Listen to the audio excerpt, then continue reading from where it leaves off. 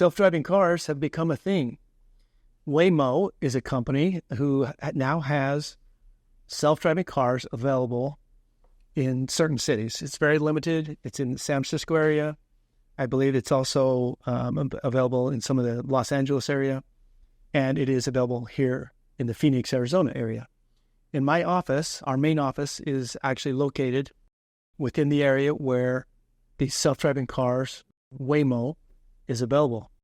So today, I have a lunch appointment, and I decided I'm going to try this out. I'm going to order a Waymo, a self-driving car, to come pick me up from my office and to take me to the restaurant. And so come along for the journey, and we'll see what it's like. So I'm out front of my office here. I have the Waymo app. It's kind of like an Uber or a Lyft app. Same concept. I put in the address of the restaurant I want to go to. It's telling me that it's about an 8-minute ride. Or no, it's an 8-minute wait before the car gets here. It's just estimating the price to be about $12.41. And it says request car. So I'm going to hit request car. So far, it's very similar to ordering an Uber or a Lyft. Okay, the app has just confirmed that a car is on its way. It's using my initials, LM. And so on the top of the car, there's kind of a dome, and it's going to be displaying my initials so that when I see the car, I know that it's for sure my car. And it's telling me that I have about 7 minutes to wait. So I'm waiting for an empty car to pull up.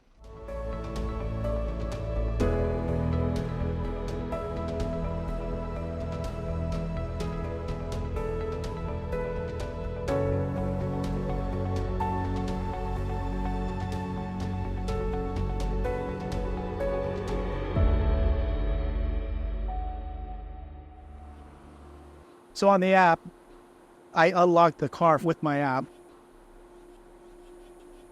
It's got the LM up there.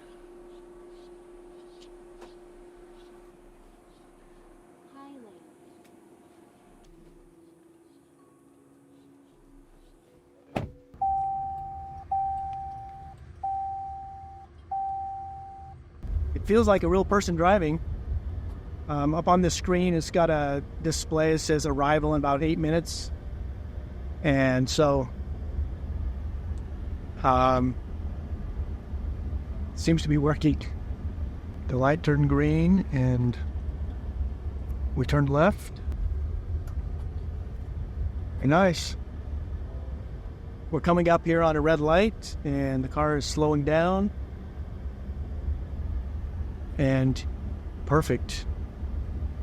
Just the way I would have done it. So if I was to need to pull over for some reason, there's a button on the app and also on the dash in the car that says pull over. So I could just push pull over and the car is going to find a safe place to pull over if I had to get out, if I was sick or something like that. They also, if there was some unusual road blockage and we kind of got stuck or whatever, there's a support button so I can talk to Waymo, support people with the touch of a button, and if needed, they would send out a roadside service car to pick me up. So it's pretty amazing. In the terms of the Waymo app, they say we don't turn on our cameras or our microphones and listen to anything in the car unless I push support. If I push support, they'd be able to see me, they would be able to hear me, and I could talk with them.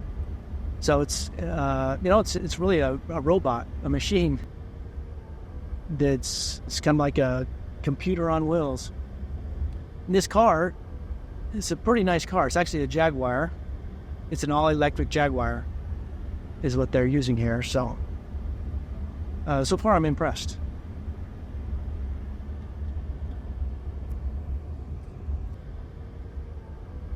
It's very comfortable. I can select the air conditioning level that I want. I can select the music that I want. And it's really a nice ride.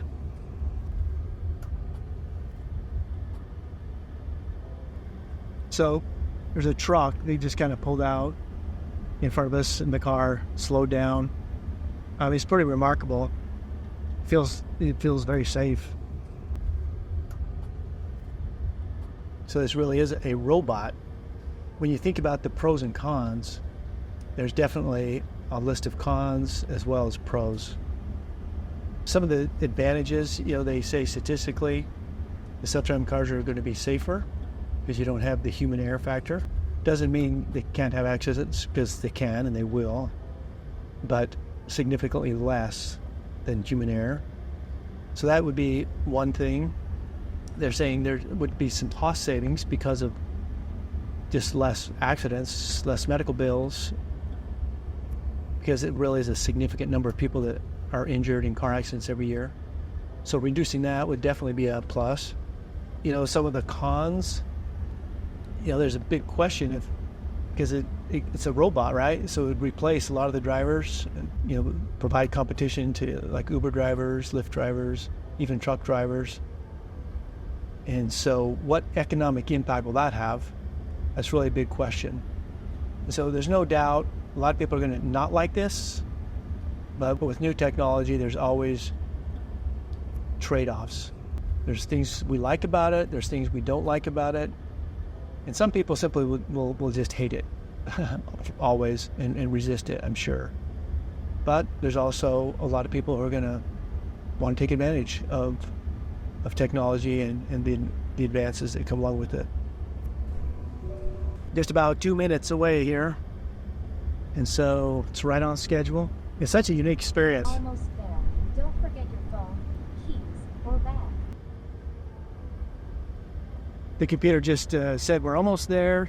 Please don't forget your phone, your keys, or your bag. The doors will remain locked when we arrive. Pull the handle twice to exit. The first pull unlocks. The second opens the door. So the car has instructed me that we're here. It's just pulling up, and that the doors will be locked.